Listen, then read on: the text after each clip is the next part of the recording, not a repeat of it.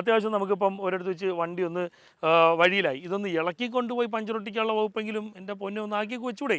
ശരിക്കും പറഞ്ഞാൽ ഇനിയിപ്പം ഏറ്റവും വലിയൊരു നെഗറ്റീവായിട്ട് എനിക്ക് തോന്നിയൊരു കാര്യം വെച്ചാൽ അടിയിൽ വരുന്ന ഹൈ വോൾട്ടേജ് ലൈനുകളാണെങ്കിലും ഇതിൻ്റെ വാട്ടർ പമ്പ് വർക്കായിട്ട് ഇത് കണ്ട ലൈൻ ചാലുമായിട്ടുണ്ട്. ഇതിൽ കൂളൻ്റ് സർക്കുലേഷൻ ചെയ്യുന്നത് കൃത്യമായിട്ട് കാണാൻ പറ്റും. കണ്ടോ, ഒന്ന് പൊറോട്ട എനിക്ക്. ഹായ്, ഞാൻ സബിൻ സലീം, വാഹനപ്രേമികളുടെ സ്വന്തം ചാനലായ കേരള മെക്കാനിക്കലേവർക്കും സ്വാഗതം. നമ്മളെ കൂടെ ഇപ്പോൾ ഉള്ളതെന്ന് വെച്ചാൽ ഈ കാണുന്ന കുഞ്ഞൻ വെഹിക്കിളാണ്. ഈ ഒരു വണ്ടി വന്നിട്ട് ടാറ്റായുടെ ടിയാഗോ എന്ന് പറയുന്നൊരു വാഹനമാണ്. ടിയാഗോ എന്ന് പറയുമ്പോഴത്തേക്ക് ടിയാഗോ EV ആണ്. XZ+ ടെക് ലെക്സ് എന്ന് പറയുന്ന ഒരു ടോപ്പ് വേരിയൻ്റാണ് നമ്മളിപ്പം റിവ്യൂ ചെയ്യാൻ പോകുന്നത്. ഈ ഒരു വണ്ടിയുടെ മെക്കാനിക്കൽ സൈഡിലോട്ട് നമുക്കൊന്ന് കിടക്കാം. ആദ്യമേ എഞ്ചിൻ്റെ ഭാഗത്തോട്ട് വരാം. എഞ്ചിൻ എന്ന് പറയുമ്പോഴത്തേക്ക് ഇതിലൊരു മോട്ടറും കൺട്രോൾ യൂണിറ്റും കാര്യങ്ങളുമാണ് വരുന്നത്. 24 kW വരുന്ന ഒരു ബാറ്ററി പാക്കപ്പാണ് ഈ ഒരു വാഹനത്തിൽ കമ്പനി നൽകിയിരിക്കുന്നത്. 315 കിലോമീറ്ററാണ് ഇതിൻ്റെ റേഞ്ച് പറയുന്നുണ്ടെങ്കിലും അത്രയൊന്നും ആരും പ്രതീക്ഷിക്കേണ്ട. സ്പോർട്സ് മോഡിലാണെങ്കിലും അതല്ല നമ്മുടെ സാധാ സിറ്റി മോഡിലാണെങ്കിലും നമ്മൾ ഉപയോഗിക്കുന്നതിനനുസരിച്ച് നല്ല രീതിയിലുള്ള ഒരു ഏറ്റക്കുറച്ചിലുകൾ ഇതിൻ്റെ റേഞ്ചിൽ വരും. 74 bhpയും 114 ടോർക്കും വരുന്ന ഒരു പവർഫുള്ളായിട്ടുള്ള ഒരു മോട്ടറാണ് ഈ ഒരു വാഹനത്തിന് കമ്പനി നൽകിയിരിക്കുന്നത്. അതുപോലെ തന്നെ ഈ ഒരു വണ്ടിയുടെ ബാറ്ററി ബാക്കപ്പിൻ്റെ കാര്യം ഞാൻ പറഞ്ഞിരുന്നു. ഇതിൻ്റെ മോട്ടറിൻ്റെ കാര്യത്തിലോട്ട് വരികയാണെങ്കിൽ ഫിക്സഡ് മാഗ്നറ്റ് സിംഗ്നോ ടൈപ്പ് ഒരു മോട്ടറാണ് ഈ ഒരു വാഹനത്തിൽ കമ്പനി നൽകിയിരിക്കുന്നത്. 315 കിലോമീറ്ററാണ് റേഞ്ച് പറയുന്നുണ്ടെങ്കിലും നമ്മൾ ചവിട്ടി നല്ല രീതിയിൽ ആക്സിലേറ്റർ കൊടുത്ത് നല്ല സ്പീഡിൽ ഓടിക്കുകയാണെങ്കിൽ അത്ര റേഞ്ച് ഒരു കാരണവശാലും ഉദ്ദേശിക്കേണ്ട. അത് കണക്കന്നെ നല്ല രീതിയിൽ ടോർക്ക് പൂർണ്ണമായിട്ടും നമ്മളിലേക്ക് എത്തുന്ന രീതിയിലാണെങ്കിൽ സ്പോർട്സ് മോഡ് ഇടുകയാണെങ്കിൽ നമ്മൾ എടുത്ത് വലിച്ചുകൊണ്ട് പോകുന്ന ഒരു ഫീലിംഗ് ആയിരിക്കും ഈ ഒരു വാഹനത്തിൽ വരുന്നത്. അതുപോലെ തന്നെ ഇതിൻ്റെ ബോണ്ട് പൊക്കി നോക്കുമ്പോഴത്തേക്ക് അടുത്തോട്ട് തന്നെ നമ്മൾ കാണുന്ന ഭാഗങ്ങൾ എന്ന് പറഞ്ഞാൽ ആദ്യം കാണുന്നത് വാലിയോടെ ഒരു ബോക്സ് വരുന്നുണ്ട്. ഇത് വന്നിട്ട് ഒരു കോമ്പാക്റ്റ് ബോക്സാണ്. എങ്ങനെയെന്ന് വെച്ചാൽ ഇതിൻ്റെ PDU, അതായത് പവർ ഡിസ്ട്രിബ്യൂഷൻ യൂണിറ്റും DC കൺവേർട്ടർ, അതായത് ഇതിൻ്റെ DC കറണ്ടിന്, അതായത് ബാറ്ററിയുടെ DC കറണ്ടിന് വോൾട്ടേജ് കുറച്ച് നമ്മൾ ഓക്സിലറി ബാറ്ററി ചാർജ് ചെയ്യാനും അതിന് ഓക്സിലറി ഐറ്റംസ് ഒക്കെ വർക്ക് ചെയ്യിപ്പിക്കാനുമുള്ള പവർ നൽകുന്നത് ഈ ഒരു DC കൺവെർട്ടറാണ്. അതുപോലെ തന്നെ OBC, അതായത് ഓൺ ബോർഡ് ചാർജർ, നമ്മൾ ചാർജ് ചെയ്യുന്ന ആ ഒരു AC കറണ്ടിനെ DC കൺവേർട്ട് ചെയ്ത് ബാറ്ററിയെ ചാർജ് ചെയ്യുന്നതും, ഇപ്പോൾ നമ്മൾ DC ചാർജ് ചെയ്യുന്നുണ്ടെങ്കിൽ ആ DC കറണ്ട് അങ്ങനെ തന്നെ കയറ്റി ചാർജ് ചെയ്യാനും സഹായിക്കുന്ന ഒരു വകുപ്പാണ്. അപ്പോൾ ഈ 3 കാര്യങ്ങളും കൂടെ 3-in-1 കോംബോ ബോക്സ് എന്നാണ് ഈ ഒരു ബോക്സിന് കമ്പനി നൽകിയിരിക്കുന്നത്. വാല്യൂയുടെ ബോക്സാണ് നിങ്ങൾ ഈ കാണുന്നത്. നിങ്ങൾ ഈ ഒരു എഴുത്ത് കാണുമ്പോഴത്തേക്ക് നിങ്ങൾക്ക് അറിയാൻ പറ്റും. ഇതിൽ കാണുന്ന ഈ ഒരു കറുത്ത വയറും കാര്യങ്ങളൊക്കെ വരുന്നത് നമ്മൾ ഓക്സിലറി ബാറ്ററിയിൽ നിന്ന് വരുന്ന സാധാ കറണ്ടും കാര്യങ്ങളൊക്കെയാണ് വരുന്നത് എന്നുണ്ടെങ്കിലും ഈ ഓറഞ്ച് കളറിൽ കാണുന്നതെല്ലാം തന്നെ, ഈ ഒരു കളറിൽ കാണുന്നതെല്ലാം തന്നെ ഹൈ വോൾട്ടേജ് കറണ്ടുമാണ്. അറിയാത്തവരൊന്നും തന്നെ ഇത് കൈകാര്യം ചെയ്യാൻ പാടില്ല എന്നുള്ളതാണ്. DC കറണ്ടാണ് അതിൽ വരുന്നത്. അതിൽ കിടന്ന് കളിക്കുകയോ പിടിക്കുകയോ ചെയ്താൽ കറണ്ട് അടിച്ചാൽ ഇരുപ്പതായിരിക്കും. അതുപോലെ തന്നെ DC AC കറണ്ട് വ്യത്യാസം സിമ്പിളാണ് സംഭവം. AC-യിൽ നിന്ന് കറണ്ട് അടിച്ചാൽ നമുക്ക് കൈയൊക്കെ വലിച്ച് രക്ഷപ്പെടാനുള്ളൊരു സമയം കിട്ടും. പക്ഷേ DC-യിൽ നിന്ന് കറണ്ട് അടിക്കുകയാണെങ്കിൽ അത് നമ്മളെ വിടത്തില്ല. ചിലപ്പം അവിടെ ഇരുന്ന് നമ്മൾ പടമാകും എന്നുള്ളതാണ്. അതുകൊണ്ട് തന്നെ ഇതിൻ്റെ ഈ ഒരു ഓറഞ്ച് ലൈൻ വരുന്ന ഹൈ വോൾട്ടേജ് ലൈനിലൊന്നും ഇപ്പം ഇത്തരത്തിലൊരു വാഹനമുള്ള ആൾക്കാരാണെങ്കിലും ചുമ്മാ എങ്കിലും ഒന്ന് ഊരിയൊന്നും പോലും നോക്കരുത്, പണി കിട്ടും എന്നുള്ളൊരു കാര്യം ഉറപ്പാണ്. പിന്നെ ഈ ഓക്സിലറി ബാറ്ററിയുടെ വരുന്ന 12 വോൾട്ടാണ്. അതിൽ പ്രത്യേകിച്ച് വിഷയങ്ങളൊന്നും വരത്തില്ല. അതിൻ്റെ ലൈനാണ് ഈ ബ്ലാക്ക് കളറിലും കാര്യങ്ങളൊക്കെ വരുന്നത്. പിന്നെ നിങ്ങൾ ഇതിലോട്ട് നോക്കുകയാണെങ്കിൽ 2 കൂളൻ ടാങ്കും കാര്യങ്ങളും വരുന്നുണ്ട്. ഒരെണ്ണം വന്നിട്ട് നമ്മളെ മോട്ടറിനെയും ഈ ഒരു 3-in-1 കോംബോ സെറ്റിനെയും തണുപ്പിക്കാനും, ഒരെണ്ണം വന്നിട്ട് ബാറ്ററി സെറ്റിനെ തണുപ്പിക്കാനുമായിട്ടാണ്.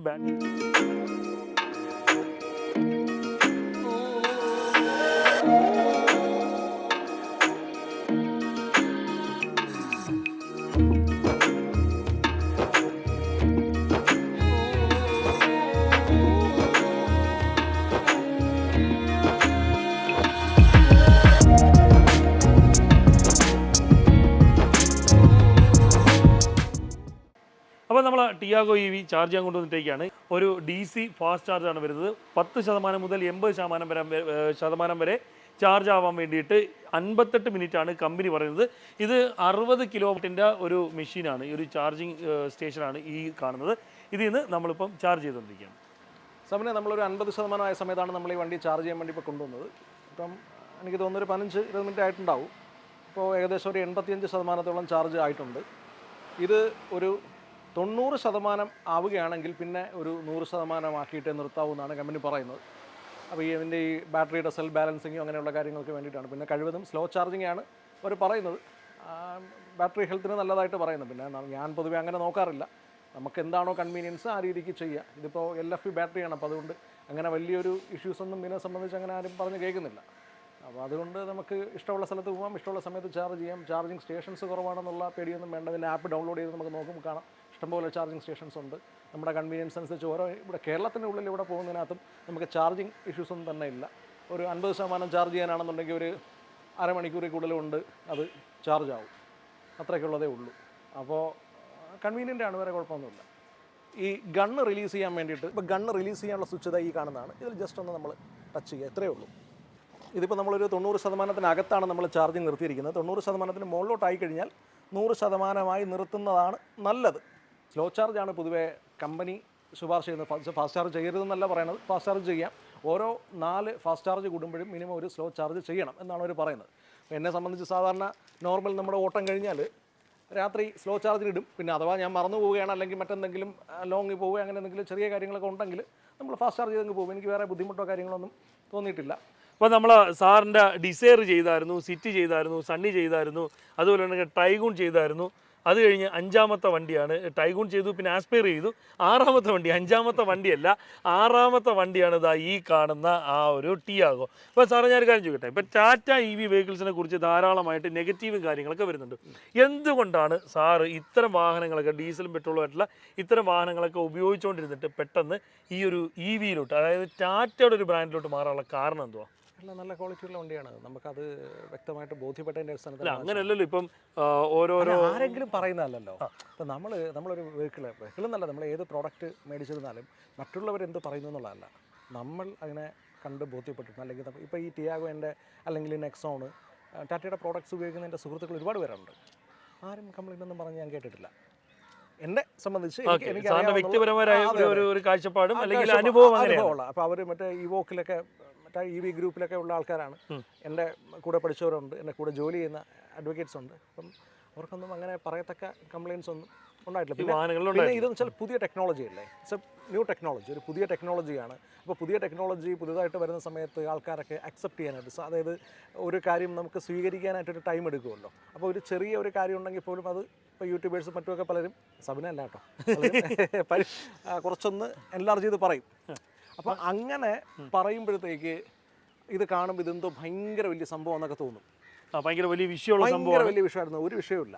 അപ്പോൾ ഞാൻ ഇപ്പോൾ ഇത് മേടിച്ചിട്ട് 2500 കിലോമീറ്റർ അടുപ്പിച്ചിട്ട് ഒരു മാസത്തിനിടയ്ക്ക് ഓടിയിട്ടുണ്ട്. അപ്പോൾ ഈ ഒരു മാസം ഞാനൊരു സത്യത്തിൽ ഇത് നമ്മൾ സാമ്പത്തിക ലാഭം മാത്രം നോക്കിയിട്ട് വാങ്ങിച്ചതല്ല. ഇപ്പോൾ ഇതേ പെർഫോമൻസ് തരുന്ന ഒരു പെട്രോൾ വെഹിക്കിൾ ആണ് നമ്മൾ മേടിക്കുന്നതെങ്കിൽ ഇതിൻ്റെ 5 ഇരട്ടി പൈസ കൊടുക്കേണ്ടി വരും മിനിമം. തീർച്ചയായിട്ടും. ഇപ്പോൾ സബിൻ ഓടിച്ചു നോക്കിയതാണ്, ഓടിച്ചു നോക്കി.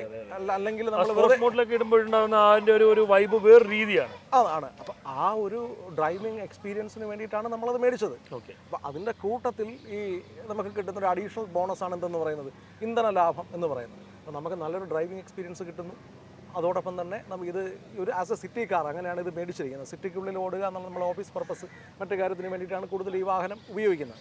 അപ്പം പെട്ടെന്ന് നമുക്ക് ഒതുക്കിയിടാൻ പറ്റണം. ഇപ്പം നമ്മളെ ട്രിവാൻഡ്രം സിറ്റിക്കകത്തുള്ള തിരക്കെന്താണെന്നുള്ളത് ഞാൻ പറയാതെ എപ്പോഴും വരുന്ന ആളല്ലേ, അറിയാമല്ലോ. അപ്പോൾ നമുക്ക് പലപ്പോഴും പാർക്കിംഗ് ആണ്, പലപ്പോഴും പല ഇഷ്യൂസും വരുന്നത്. നമുക്ക് ലോങ് പോകാൻ വേറെ വാഹനങ്ങളുണ്ടല്ലോ, വലിയ വണ്ടികളുണ്ട്. അപ്പോൾ അതുകൊണ്ട് ചെറിയ ഓട്ടങ്ങൾക്ക് വേണ്ടിയിട്ടാണ് സത്യത്തിൽ ഇത് വാങ്ങിച്ചത്. പക്ഷേ ഇപ്പോൾ ചെറിയ ഓട്ടത്തിൽ നിൽക്കുന്നില്ല, വലിയ ഓട്ടം പലപ്പോഴും ഇത് തന്നെയാണ് പോകുന്നത്. എനിക്ക് തോന്നുന്നത് സാറും സാറിൻ്റെ വൈഫും കൂടെ മത്സരമാണല്ലോ ഈ ഒരു വണ്ടി എടുക്കാനായിട്ട്. അല്ല, അത് EV ഇപ്പോൾ കാരണം ഇതിൻ്റെ ഈ ഒരു സഡൻ പിക്കപ്പ് ഉണ്ടല്ലോ, ഈ ഒരു സഡൻ ആയിട്ട് നമ്മളിപ്പോൾ ഒരു പെട്രോളോ ഡീസലോ വണ്ടിയാണെന്നുണ്ടെങ്കിൽ ഇത് കയറുന്ന അത്ര കാരണം ഇത് നമ്മൾ കാല് കൊടുക്കുമ്പോൾ തന്നെ അതിൻ്റെ ഫുൾ ടോർക്ക് കിട്ടുകയല്ലേ, മറ്റേ വണ്ടി അങ്ങനെ കിട്ടത്തില്ല. അപ്പോൾ ഓടിക്കാൻ കുറേ കൂടെ നമുക്ക് കൺവീനിയൻ്റ് ആണ്, കുറേ കൂടെ എളുപ്പമാണ്, സുഖമാണ്. അതാണ് എൻ്റെ കാര്യം. എനിക്ക് തോന്നുന്നത് വെച്ചാൽ സാറ് കഴിഞ്ഞ 2 വർഷമായിട്ട് EV വണ്ടിയുടെ പിറക്കിയാണ്. നമ്മൾ പലപ്പോഴും സംസാരിക്കുകയൊക്കെ ചെയ്തിട്ടുണ്ട്. അവസാനം നമ്മൾ ടാറ്റയിൽ തന്നെ വന്ന് എത്തുകയും ചെയ്തു. നെക്സോണിൻ്റെ ആണെങ്കിലും കുറേ കാര്യങ്ങൾ നമ്മൾ നോക്കിയിട്ടുണ്ട്. EV ഒരു വെഹിക്കിൾ വേണമെന്നുള്ള ആഗ്രഹത്തിന് മുകളിൽ നമ്മൾ എനിക്ക് തോന്നുന്നു ഒരു 2 വർഷത്തോളം ഇതിനെക്കുറിച്ച് ഇങ്ങനെ പഠിച്ചുകൊണ്ടിരുന്നതാണ്. അപ്പം ഞാൻ അതിൻ്റെ ഒരു എന്തെങ്കിലും ചോദിക്കട്ടെ, ആരാണ് EV വെഹിക്കിൾ ഉപയോഗിക്കാൻ പാടില്ലാത്തത്? അതായത് ഇന്ന കൂട്ടർ EV വെഹിക്കിൾ എടുക്കരുത്, സാറിന്റെ അഭിപ്രായം എന്താണ്? അതിപ്പോൾ അങ്ങനെ ആർക്കും ഒരു മാർക്ക് ചെയ്ത് ആരെയും മാറ്റി, എന്നാലും ചില ആൾക്കാർ ഓട്ടം തീരെ കുറഞ്ഞവർ എടുക്കാതിരിക്കുന്നതാണ് നല്ലത്. ഓട്ടം തീരെ കുറഞ്ഞവർ. കാരണം എന്താണെന്ന് വെച്ച് കഴിഞ്ഞാൽ EV വണ്ടി ഓടണം എന്നാണ് അവർ പറയുന്നത്. കാരണം ഇതിൻ്റെ ബാറ്ററി മറ്റുമൊക്കെ ഒരുപാട് കാലം ചാർജ് ചെയ്യാതെയും മറ്റൊക്കെ വെച്ചിരുന്നാൽ സാങ്കേതിക പ്രശ്നങ്ങൾ വരാം. ബാറ്ററിയുടെ അങ്ങനെയാണ് പലപ്പോഴും ഇതിന്, അതായത് ഒരു ടെക്നോളജി, പുതിയൊരു ടെക്നോളജി വരെ നമ്മൾ ഉപയോഗിക്കുമ്പോൾ നമ്മൾ ബേസിക് ആയിട്ടുള്ള കാര്യങ്ങൾ നമ്മൾ മനസ്സിലാക്കാതെ അറിയാതെ നമ്മളത് കയറി ഉപയോഗിക്കാൻ പോകരുത്. ഇപ്പം ഈ EV വെഹിക്കിൾ നിങ്ങളിപ്പോൾ ഗൾഫിൽ ഒരു NRI ആണ്, നിങ്ങൾ 6 മാസമേ നാട്ടിൽ ഉണ്ടാവത്തുള്ളൂ. നിങ്ങൾക്ക് എന്തിനാണ് EV? ഒരു കാര്യമില്ല, ഒരാവശ്യമില്ല. അപ്പോൾ ഈ 6 മാസം ഈ വാഹനം എടുക്കാതെ ഈ വാഹനം ഗ്യാരേജിൽ കിടക്കുകയാണെങ്കിൽ സ്വാഭാവികമായിട്ടും പിന്നെ വന്ന് എടുക്കുമ്പോൾ സാങ്കേതിക പ്രശ്നം ഉണ്ടായിരിക്കും, ഉറപ്പാണ്. അല്ല, എനിക്ക് തോന്നുന്നു വാറണ്ടിയിൽ മെൻഷൻ ചെയ്യുന്നുണ്ട് ഉപയോഗിക്കാതെ ഇട്ടിരിക്കുകയാണെങ്കിൽ അങ്ങനെ കുഴപ്പമുണ്ടാവുന്നു. അപ്പം ഉപയോഗം കുറവുള്ളവർ, ഉപയോഗം തീരെ കുറവ്, ഓക്കെ, തീരെ കുറവുള്ളവർ ഈ ഒരു EV വെഹിക്കിൾസ് എടുക്കണ്ട എന്നുള്ളതാണ്. അല്ലാതെ മറ്റാരും എടുക്കുന്നതിനും ഒരു പ്രശ്നമില്ല, ഉപയോഗിക്കുന്നതിനും കുഴപ്പമില്ല. ഇപ്പം അതിന് മാത്രമുള്ള വിലയൊന്നും ഈ സാധനത്തിന് ഇല്ലല്ലോ. ഇല്ല. ഇപ്പോൾ ടിയാഗോ ഇപ്പോൾ ടോപ്പിൻ്റെ ആണ്, ഇത് വരുമ്പോൾ 12,82,000 പിന്നെ കുറച്ച് ഡിസ്കൗണ്ട് ഒക്കെ കിട്ടും. അപ്പോൾ എന്നിരുന്നാൽ തന്നെയും ഇതൊരു നോർമൽ പെട്രോൾ കാറിൻ്റെ വിലയിലേ ആവുന്നുള്ളൂ, കൂടുതലുണ്ടോ? ഇല്ല, ഒരിക്കലും ഇല്ല. അപ്പോൾ പിന്നെ പലരും ചോദിക്കും, ടിയാഗോ EVയുടെ പെട്രോൾ AMT എടുത്താൽ ഇതിനേക്കാളും കുറച്ച് ലക്ഷങ്ങൾ കുറവല്ലേ, ആ പൈസയ്ക്ക് നിങ്ങൾക്ക് പെട്രോൾ അടിച്ച് പൊക്കൂടെ എന്ന് പറയും. അതിൽ കിട്ടുന്ന ഡ്രൈവിംഗ് എക്സ്പീരിയൻസ് ആണോ ഇതിൽ കിട്ടുന്നത്? അല്ല, ആണോ? അത് ഇതിപ്പോ നമ്മൾ നിന്ന് പറഞ്ഞാല് ഇത് ആർക്കും മനസ്സിലാവില്ല. ഇത് ഒരു പ്രാവശ്യമെങ്കിലും ഇതിനെക്കുറിച്ച് എതിരഭിപ്രായമുള്ള ഒരാൾ വണ്ടി ഓടിച്ചു നോക്കിയാൽ മാത്രമേ ഇതിനെക്കുറിച്ച് എന്താന്നുള്ളത് കൃത്യമായിട്ട്. അതുകൊണ്ടാണ് ഞാൻ എന്തുകൊണ്ട് എടുത്തുള്ള ഉത്തരവാദമാണ്. ഞാൻ ഓടിച്ചു നോക്കി, ഞാൻ വണ്ടി ഓടിച്ചു നോക്കി, അതോടെ വണ്ടി ഉപയോഗിക്കുന്നവരുമായിട്ട് അന്വേഷിച്ചു. പിന്നെ ടാറ്റയുടെ മറ്റ് വാഹനങ്ങൾ വെച്ച് നോക്കിയാൽ ഏറ്റവും കൂടുതൽ വലിയ ഓവർ എഞ്ചിനീയർഡ് അല്ലാതെയുള്ള വലിയ പ്രശ്നങ്ങളൊന്നും ഇതിലങ്ങനെ പറയണില്ല. പിന്നെ നമുക്ക് ബേസിക്കലി ആവശ്യമായിട്ടുള്ള എല്ലാ കാര്യങ്ങളും ഇതിനകത്തുണ്ട്. ABS ആണെങ്കിലും EBD ആണെങ്കിലും മറ്റേ ഹിൽ ഹോൾഡ് ആണെങ്കിലും റെയിൻ സെൻസിങ് വൈപ്പർ ആണെങ്കിലും ക്രൂയിസ് കൺട്രോൾ ആണെങ്കിലും auto sensing rain sensing wiper, back defogger, wiper, washer, എല്ലാ കാര്യങ്ങളും. പിന്നെ 10.25-ൻ്റെ ഹാർമൻ്റെ ഇൻഫോർടൈൻമെൻറ്റ് സിസ്റ്റം ഉണ്ട്.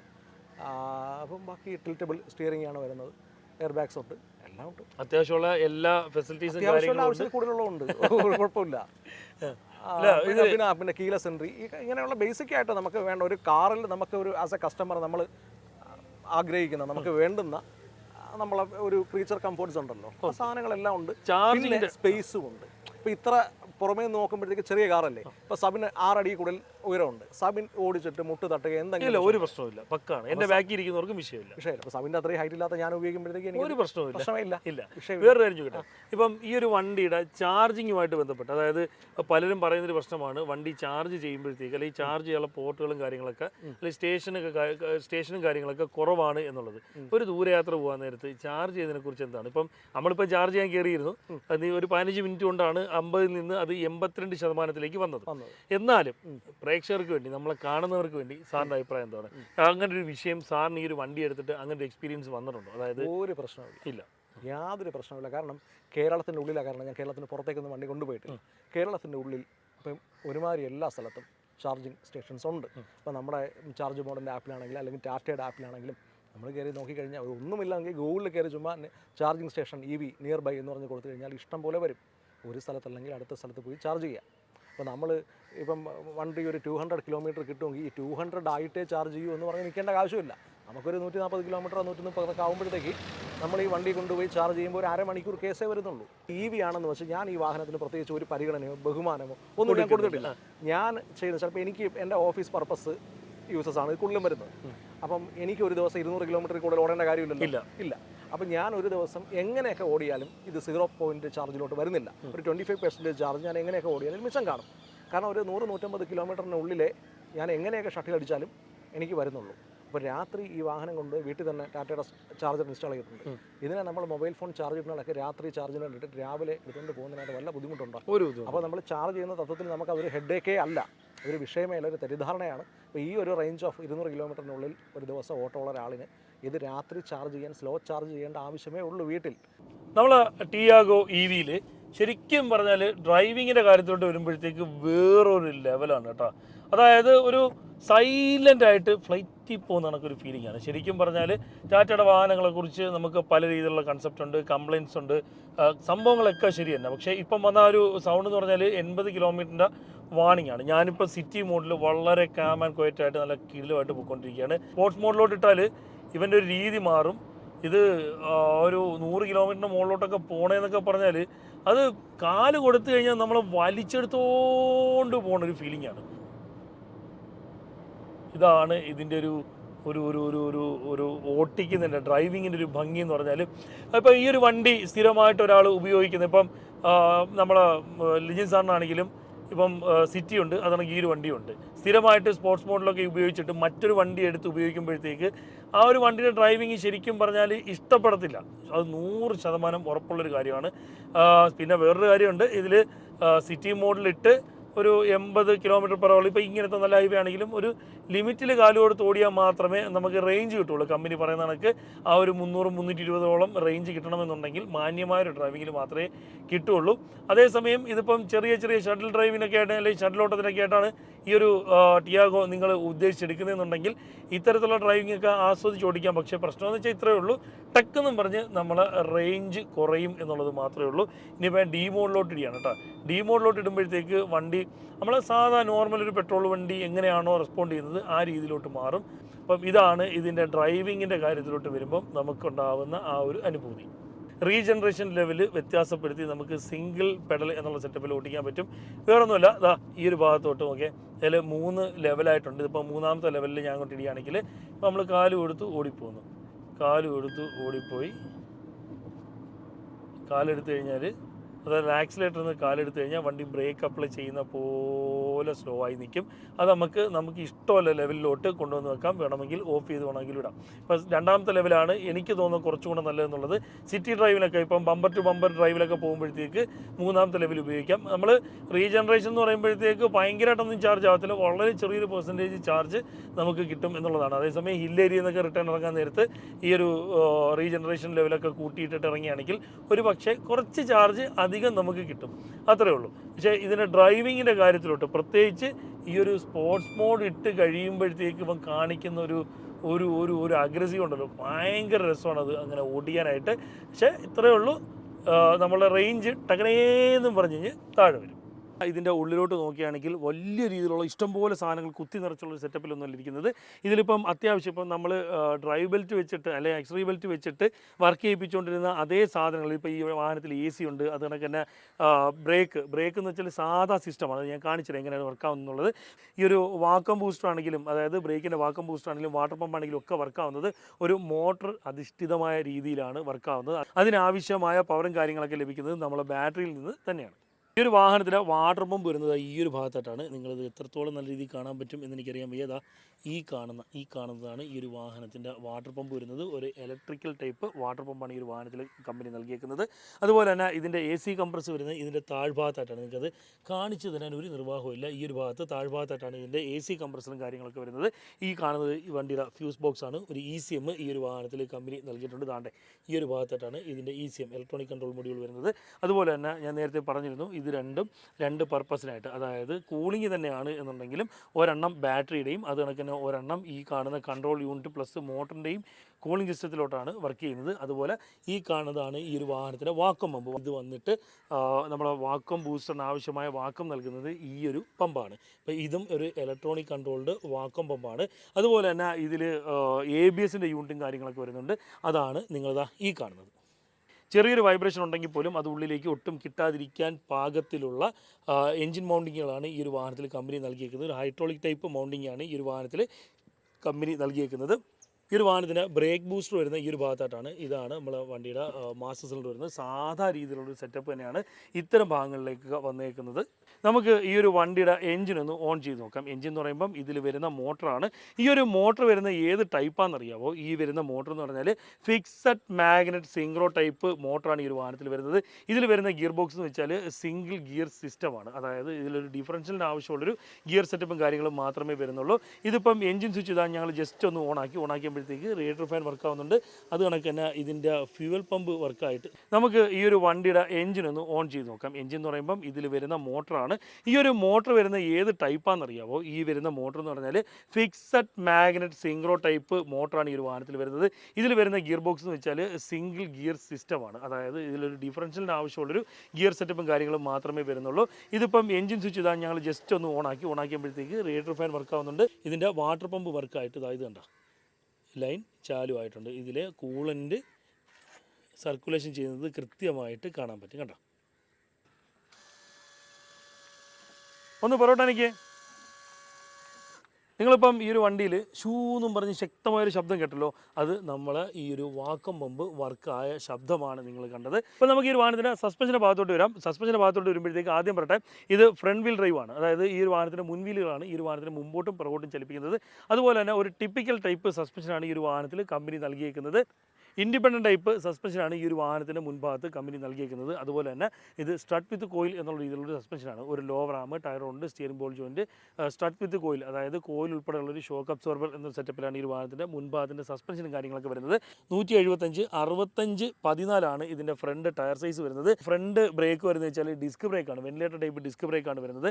പിൻഭാഗത്തേക്ക് വരുമ്പോഴത്തേക്ക് സാധാ രീതിയിലുള്ള ഡ്രം ബ്രേക്കാണ് വരുന്നത്. പിൻഭാഗത്ത് ട്വിസ്റ്റ് ബീമാണ് വരുന്നത്. നമ്മൾ സാധാ ടിപ്പിക്കലായിട്ട് ഈ ഒരു ടിയാഗോയ്ക്ക് ഇപ്പം പെട്രോൾ ആയിക്കോട്ടെ ഡീസൽ ആയിക്കോട്ടെ എങ്ങനെയായിരുന്നു ഇതിൻ്റെ സസ്പെൻഷനും കാര്യങ്ങളൊക്കെ വന്നുകൊണ്ടിരുന്നത് അതുപോലെ തന്നെയാണ് സസ്പെൻഷനും കാര്യങ്ങളൊക്കെ വരുന്നത്.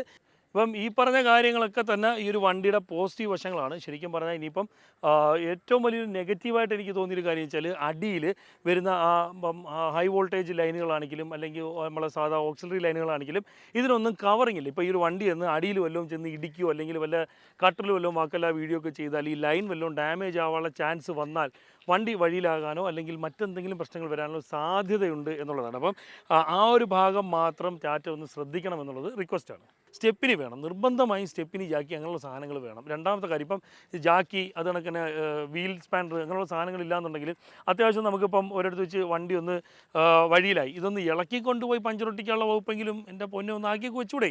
അതുപോലെ തന്നെ അടിഭാഗത്ത് ഒരു കാരണവശാലും പാക്കിങ് കാര്യങ്ങളൊന്നും വരുന്നില്ല.